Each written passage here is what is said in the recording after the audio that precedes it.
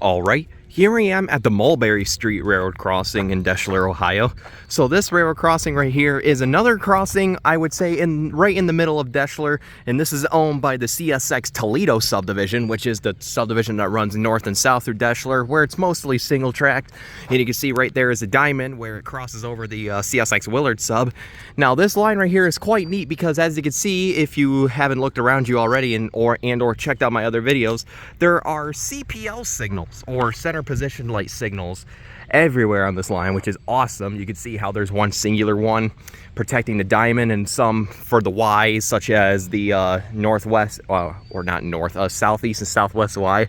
And as you can see, the southwest Y runs through the this crossing right here.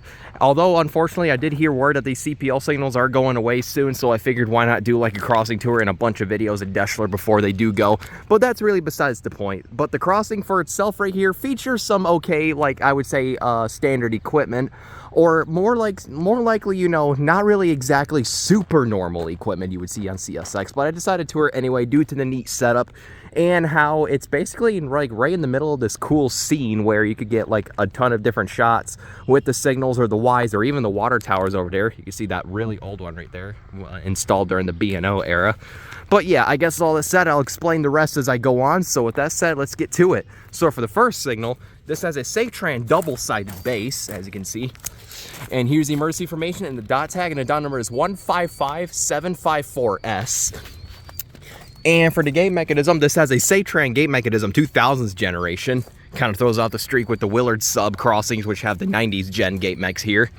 And the gate features some Rico LED gate lights, no wind guard on the mast. And one thing mentioning with this particular gate is the striping is very recycled. Like you can see, it's half diagonal, half, you know, horizontal. Well, kind of, only at the tip it's horizontal. And if you look on the gate itself, you can see some rail fans put some stickers up there, or CSX might have put them up there. It says, you know, it says Saturdays are for the boys on there, and also says cross track safely up there. Quite a lot, quite decaled up gate, if you ask me. Pretty neat stuff. But yeah, and for the lights on this one, this has two pairs of SafeTran 12x24-inch dialight LEDs, all sitting on a SafeTran light bracket. These are some of like the earlier ones, I can kind of tell. The earlier dialight LEDs with the metal discs. Or maybe these used to be incandescent and they put the dialight LEDs in there, I'm not sure. But yeah, and for a bell, this has a SafeTran Type 3 electronic bell, low tone.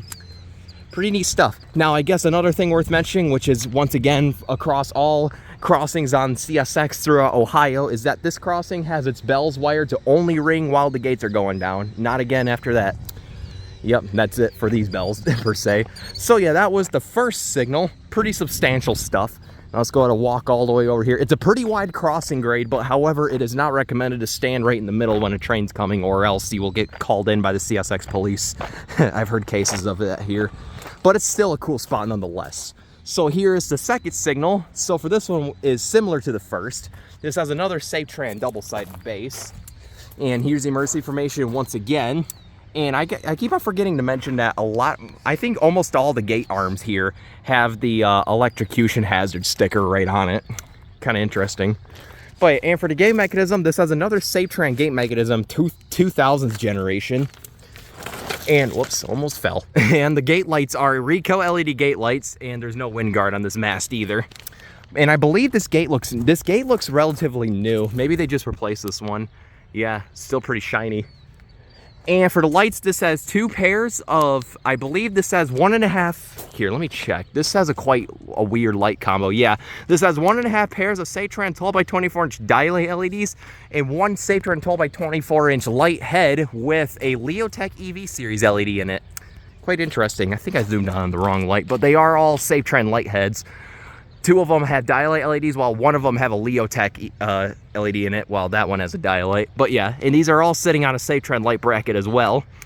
And for a bell, this has another SafeTran Type 3 electronic bell, low tone. Once again, only set to ring when the gates are going down.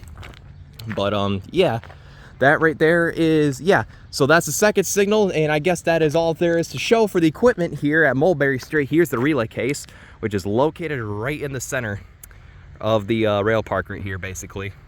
right there, as well as like, you know, a dispatch box. And if you look right there, I'm not sure what that box is for, it could be inaccurate, but yeah, and as you can see right over there is the virtual rail fan Deshler rail cam, which is kind of neat. You can see there's an old box over there for something. So I guess with that said, let's go ahead and take a look at the track view, starting with this Y, which leads right to the Willard sub towards the Main Street and Southeast Avenue crossings, heading from north to the east side. And as you can see over there is the old Sterling M10 siren that sounds off every day at noon, and for fires and tornadoes probably. But yeah, I guess with that mini track view out of the way, since it connects to this track, let's go ahead and take a look at the actual track views. So down there is heading south right towards, you know, pretty much everything, like the water towers, as I mentioned, all of these awesome CPL signals, including the CPL signal tower at South Deshler. Heading towards more crossings. I forgot what that one was called, but I know these head towards some, you know, very isolated county roads in which I got in action a couple times in the past, as a matter of fact. Forgot what the road names were, like County Road 3C, like it's just a bunch of numbers. But yeah, and here's another closer look at the CPLs right here. But yeah, I'd like to take a look at these before they're going away. So that's the south track view, heads towards more crossings, right towards where that Y connects, and there's also a second main. Or actually, I don't think that's a main, I think that's a siding, but it basically turns right into the southwest Y right here, which is quite interesting, or the southeast Y, depending on how you look at it. You can see the signals over there, and Mulberry Street number 2, in which I toured those two signals during my Kaiser Avenue tour. But yeah, and down there is the north track view, heading right towards the central crossing, and a couple more crossings in which I might check out later.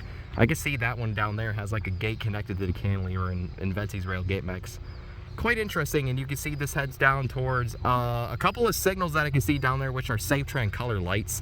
You can see, and you can also see that the second main down there also turns into the northeast Y, I believe that's what that is. And yeah, you can see how bad the track conditions are over there.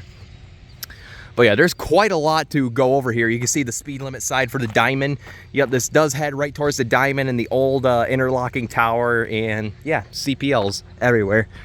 But yeah, even though, like I said, the crossing equipment is basic, but this is such an awesome scene to go check out if you're rail fanning in Deshler.